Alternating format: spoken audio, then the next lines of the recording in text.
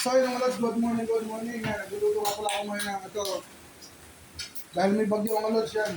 Lubi-lubi, inatang lubi-lubi. Tapos dito muna tayo nagluto sa loob ng bahay kasi malakas yung hangin sa labas. Malakas yung bagyo, nasi ulan. Kaya dito muna tayo nagluto sa loob ng bahay mga lods. Kasi pinasok ko muna yung palan. Kasi medyo malakas yung bagyo. Yan mga lods, ito yung ating mga regado. Yung ating pangalawang piga na gata. Hindi natin sibuyas, bawang, luya. May veggie na rin yan. Sin. Tapos mga lods, ito yung ating pangbangot o panglahok. Isdang burok o balawis. Yan mga lods, yung simbahan. Nadaganan na lang puno ng mga saging. Yung simbahan ng Barangay Ulandia. Buti hindi natutumbahan ng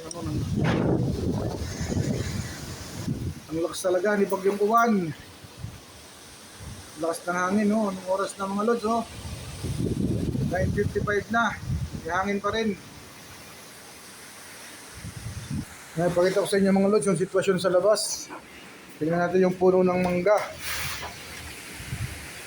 Yan mga lods, yung puno ng mangga. Natumba na. Yan, lahat ng tanim ko dito natumba. Sinalanta ni Bagyong Uwan. Yan mga lods, yung mangga. Tumba lahat. Hanggang sa kalsada. Yan mga lods, tumba lahat habang nagluluto tayo. Yan mga lods, medyo mahina-hina na yung hangin. Tignan natin yung sa kalsada. Ayan mga lods, puro nakatumba lahat. Yung puno ng saging.